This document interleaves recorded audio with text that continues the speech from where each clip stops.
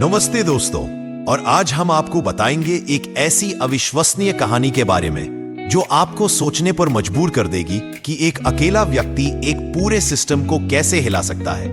कहानी एक बहादुर महिला अधिकारी के बारे में है जिसने अपनी बुद्धि और साहस से भ्रष्टाचार के पूरे नेटवर्क का पर्दाफाश किया। हमारी कहानी की शुरुआत एक तेज तर्रार और ईमानदार अधिकारी रितिका शर्मा से होती है। रितिका अपनी सहेली की शादी में जाने के लिए तैयार थी। उन्होंने कोई सरकारी वर्दी नहीं पहनी थी और न ही कोई सुरक्षा घेरा था। वे एक साधारण जीन्स और टी शर्ट में थी। उनकी मोटरसाइकिल हवा से बातें कर रही थी और वे शादी में पहुंचने की जल्दी में थी। जैसे ही वे किशनपुर शहर के पास पहुंची, उनकी नजर सामने सड़क पर लगे एक पुलिस चेक पोस्ट पर पड़ी। वहां 3-4 पुलिसकर्मी खड़े थे और उनके बीच इंस्पेक्टर अमित सिंह अपनी वर्दी में पूरी अकड़ के साथ खड़ा था। उसकी नजर रितिका पर पड़ी और उसने तुरंत हाथ में लाठी उठाकर उन्हें रोकने का इशारा किया। रितिका ने बिना किसी बहस के अपनी मोटरसाइकिल सड़क के किनारे लगा दी और शांत खड़ी हो गई। अमित ने एक रौबदार और सख्त आवाज में पूछा, कहाँ जा रही हो?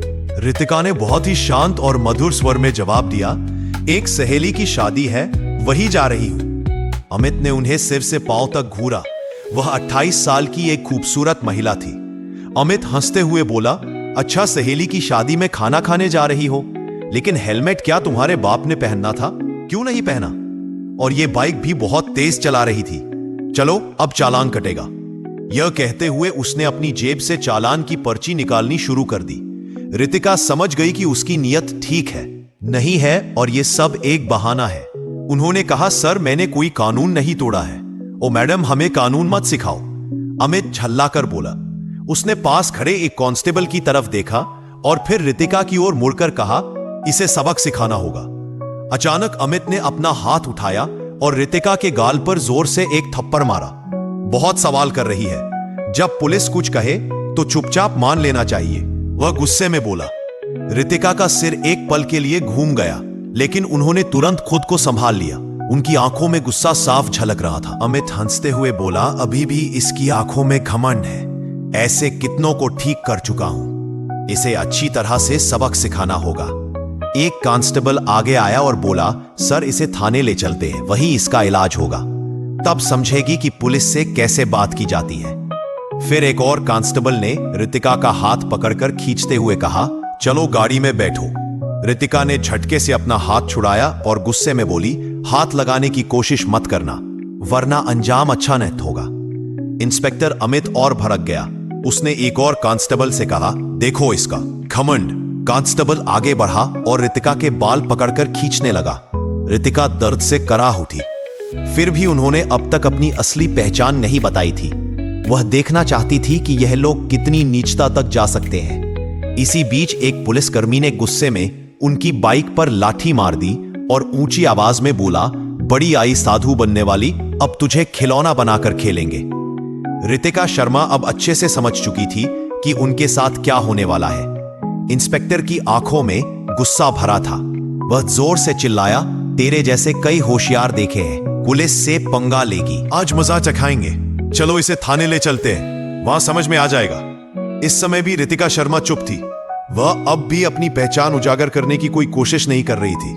वह देखना चाहती थी कि ये लोग प्रशासन की कितनी बदनामी कर सकते हैं और एक आम नागरिक पर किस हद तक जुल्म डाल सकते हैं। थाने में घुसते ही इंस्पेक्टर अमित जोर से चिल्लाया, ओए, कहां गए सब? चाय पानी लगाओ जल्दी, आज एक खास माल आया है।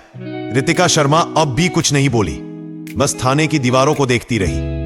वह देख रही थी कि ये लोग उन निरीह लोगों के साथ कैसा व्यवहार करते हैं जो कभी आवाज नहीं उठाते।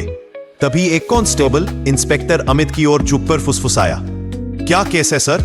इंस्पेक्टर ने हंसते हुए कहा, अरे कुछ भी नहीं, स्पीड ब्रेक करो या हेलमेट का बहाना मारो, जो मन हो लिख दो।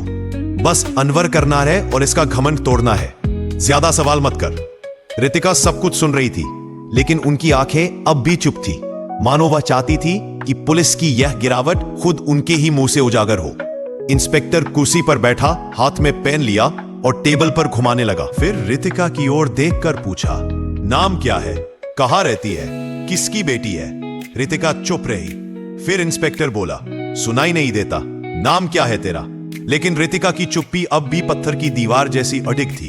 तभी इंस्पेक्टर ने जोर से मेज पर हाथ मारा, इतनी जोर से कि आवाज पूरे थाने में गूंज उठी। फिर गुस्से से चिल्लाया, सुनाई नहीं देता, नाम बता जल्दी। रितिका ने मुंह घुमाकर शांत स्वर में उत्तर दिया, जी राखी शर्मा। इंस्पेक्टर उसके चेहरे की ओर देखकर हंसते हुए बोला, ओ बड़ी चालाक लड़की है तू, बोलने में तुझे खासा तजुर्बा है, लेकिन याद रख ज्यादा होशियारी महंगी पड़ती है। एक भी गलती की तो पछताने का मौका तक नहीं मिलेगा। फिर रितिका शर्मा को जबरदस्ती उस सड़ी हुई हवालात में डाल दिया गया जहां पहले से 2 कैदी मौजूद थे। उनमें से एक कैदी ने रितिका की ओर देखते हुए पूछा, बहन तूने क्या गुनाह किया है? रितिका ने हल्की सी मुस्कान दी, लेकिन कुछ नहीं बोली। अब वह बस देख रही थी कि यह पूरा सिस्टम कितना सड़ चुका है।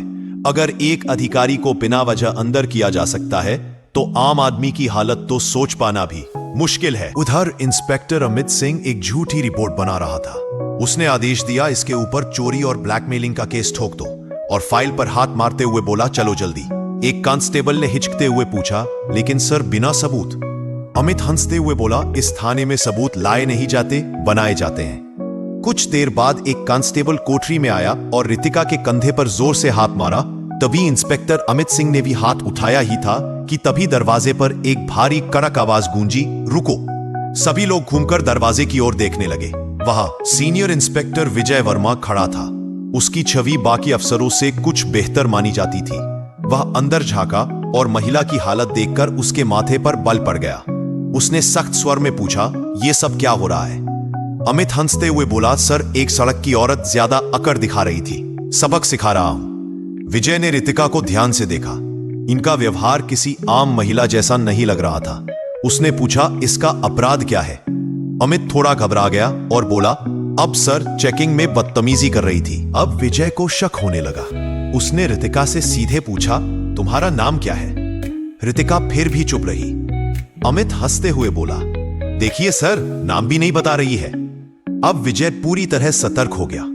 उसने सख्त आदेश दिया, इसे अलग कोठरी में रखो, अकेले।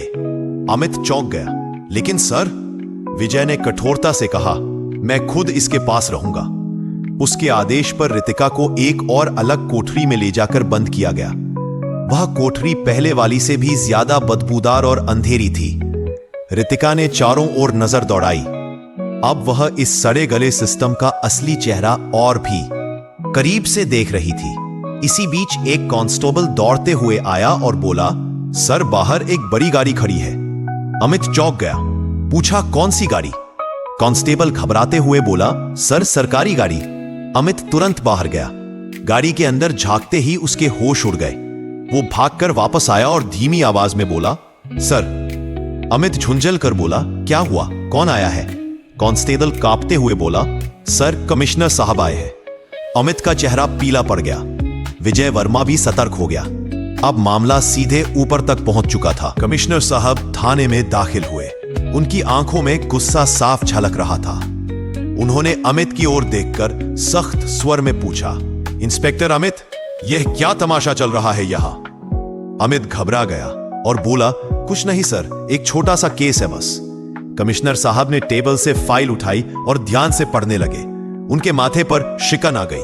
फिर वह कोठरी की तरफ झांके और बोले, ये कौन है? अमित तुरंत बोला, इस महिला पर 420 और धोखाधड़ी का केस है। कमिश्नर ने सीधा सवाल किया, तुम्हारे पास सबूत है? फिर दोबारा बोले, कोई भी सबूत है तुम्हारे पास? अब अमित पूरी तरह फंस चुका था। कमिश्नर साहब ने सीधे महिला की ओर देखा और पूछा, तुम्हारा नाम क्या है? और तभी पहली बार रितिका शर्मा ने हल्की सी मुस्कान दी और कहा, अधिकारी रितिका शर्मा। थाने में एकदम सन्नाटा छा गया। हर चेहरा पीला पड़ गया। अमित के हाथ पांव कांपने लगे। बाकी सभी कांस्टेबल हैरान होकर एक दूसरे की ओर देखने लगे। अमित के पैरों तले जमीन खिसक गई। जिस महिला को वह एक मामूली अपराधी समझ रहा था, वह थी वही अधिकारी जो पूरे जिले की प्रशासनिक व्यवस्था संभालती थी। वह कोई आम औरत नहीं थी, वह थी स्वयं अधिकारी रितिका शर्मा। जब यह सच्चाई सबके सामने आई, पूरे थाने में हड़कंप मच गया। कमिश्नर साहब ने तेज गुस्से से भरी नजर से इंस्पेक्टर अमित की ओर देखा और गरजते हुए बोले, अमित, तुझमें इतनी हिम्मत आई कैसे कि तू एक सीनियर ऑफिसर पर झूठा आरोप लगाने की जरूरत कर बैठा। अमित कुछ बोलने की कोशिश कर ही रहा था कि तभी पास में खड़े सीनियर इंस्पेक्टर विजय वर्मा जोर से बोले, मैंने पहले ही कहा था कि यहां कुछ ना कुछ गड़बड़ है। अब अमित पूरी तरह अकेला पड़ चुका था। तभी पहली बार रितिका शर्मा ने अपनी शांत लेकिन दृढ़ आवाज में सीधा फैसला सुना दिया, अमित अब तेरी नौकरी गई, तेरा सस्पेंशन पक्का और तेरे खिलाफ अब केस भी चलेगा। यह सुनते ही अमित का चेहरा जैसे सफेद पड़ गया। विजय वर्मा ने तुरंत आदेश दिया, हवलदार साहब इसे पकड़ो और लॉकअप में डालो। लेकिन तभी अमित ने अपनी जेब से एक मुड़ा हुआ कागज निकाला और मुस्कुराते हुए बोला, रुको मैडम, ये पहले देख लो, फिर जो करना हो कर लेना। उसने कागज आगे बढ़ाया। कमिश्नर और रितिका दोनों की नजरें एक साथ उसकी ओर गई। अमित बोला, ये लो मेरा ट्रांसफर ऑर्डर। 3 दिन पहले ही मेरा तबादला हो चुका है। अब चाहे तुम जितना भी गुस्सा करो, मुझे नौकरी से नहीं निकाल सकती। पूरे थाने में फिर एक बार सन्नाटा छा गया। रितिका ने वह कागज हाथ में लिया और ध्यान से पढ़ा। कमिश्नर ने विजय वर्मा की ओर तीखी नजर डालते हुए कहा, जाओ देखो ये कागज असली है या सिर्फ दिखावा। विजय ने कंप्यूटर रिकॉर्ड खंगाला और फिर सिर उठाकर बोला, सर ये असली है, लेकिन अब तक इसने नए इंस्पेक्टर को चार्ज नहीं सौंपा है। यानी अभी तक यहाँ का आधिकारिक इंस्पेक्टर यही है और सारे कुकर्म इसी के कार्यकाल में हुए हैं। अब इसे कोई नहीं बचा सकता। रितिका शर्मा ने अमित की आंखों में आंखें डालकर कहा, अब तेरा नया ठिकाना वहीं होगा जहां तू दूसरों को डाला करता था। कमिश्नर ने भी सिर हिलाकर उनकी बात पर अपनी मोहर लगा दी। जैसे ही 2 कांस्टेबल उसे पकड़ने आगे बढ़े, अमित फिर से चाल चल गया और जोर से बोला, रुको मैडम, मैं अकेला नहीं हूं। क्या आपको लगता है कि सारा दोष सिर्फ मेरा है? फिर वह थाने के बाकी पुलिस वालों की ओर इशारा करते हुए बोला, ये सब मेरे साथ थे, ऊपर तक सब शामिल है। इतना कहते ही कुछ पुलिसकर्मियों के चेहरों का रंग उड़ गया। विजय वर्मा हालात को भांपकर एक एक करके सभी की ओर शक की नजरों से देखने लगे। रितिका शर्मा ने शांत लेकिन दृढ़ स्वर में कमिश्नर की ओर देखते हुए कहा, अब इस पूरे थाने को साफ करना होगा, कोई नहीं बचेगा। कमिश्नर ने भी सिर हिलाते हुए कहा, जो हुकुम मैडम, अब एक एक करके सबका हिसाब लिया जाएगा। यह बात मुंह से निकलते ही थाने के भीतर बिजली सी गिर गई। थाने के बाहर कुछ पत्रकार पहले से खड़े थे। उन्हें पहले से ही शक था कि थाने के अंदर कोई बड़ा घोटाला चल रहा है। जैसे ही उन्हें खबर मिली कि पूरा थाना लाइन हाजिर किया गया है, उन्होंने तुरंत मोबाइल से ब्रेकिंग न्यूज वायरल करना शुरू कर दिया। उसी वक्त एक चमचमाती गाड़ी थाने के सामने आकर रुकी। दरवाजा खुला और स्वयं एसएसपी साहब बाहर आए। चारों ओर नजर दौड़ाई। हर चेहरे पर हवाइयां उड़ रही थी। थाने के सारे अफसर एक तरफ चुपचाप खड़े थे। एसएसपी साहब ने तीखे स्वर में पूछा, यहां कब से तमाशा चल रहा है? लेकिन कमिश्नर और थाना इंचार्ज दोनों एकदम चुप थे। तभी रितिका शर्मा ने सीधे एसएसपी की आंखों में आंखें डालकर कहा, क्या तुम्हें लगता है तुम बच जाओगे? विजय वर्मा तुरंत एक फाइल निकालकर रितिका शर्मा के हाथ में थमा दी। ये वही फाइल थी जिसमें एसएसपी साहब के सारे काले कारनामों का पर्दाफाश था। रितिका ने वो फाइल एसएसपी साहब की ओर बढ़ाते हुए कहा, लो देखो, इसमें तुम्हारे हर गुनाह का हिसाब लिखा है। एसएसपी साहब के माथे से पसीना बहने लगा। कमिश्नर ने बिना एक पल गंवाए तेज आवाज में आदेश दिया, पकड़ो इसे, तुरंत गिरफ्तार करो। पूरा थाना स्तब्ध रह गया। इतने बड़े अफसर को किसी ने पहली बार खुलेआम इस तरह चुनौती दी थी। एसएसपी की गिरफ्तारी के साथ ही पूरे जिले में तूफान आ गया। मामला दिल्ली तक पहुंच गया।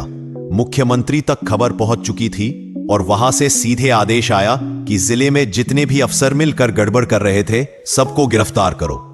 अगले 2 ही दिनों में पूरे जिले से 40 से ज्यादा पुलिस अफसर, 10 से ज्यादा बड़े अधिकारी और कुछ राजनीतिक नेता भी गिरफ्तार कर लिए गए। किशनपुर जिले की हवा ही बदल गई। अब चारों तरफ सिर्फ एक ही नाम था, अधिकारी रितिका शर्मा। उनकी ईमानदारी और साहस की चर्चा हर जुबान पर थी। वह महिला जिन्होंने पूरे सड़े गले सिस्टम को हिलाकर रख दिया था। अब प्रशासन में एक नई गति, एक नई सोच और सबसे अहम एक नया डर आ गया था। अब कोई भी यह नहीं कह सकता था, मुझे कुछ नहीं होगा। रितिका शर्मा का काम पूरा हो चुका था। उन्होंने साबित कर दिया था कि अगर मन साफ हो, नियत सच्ची हो, तो पूरा देश भी सुधारा जा सकता है। तो दोस्तों, अगर यह कहानी पसंद आई हो तो लाइक करें और चैनल को सब्सक्राइब करें। बेल आइकन का बटन भी दबाएं।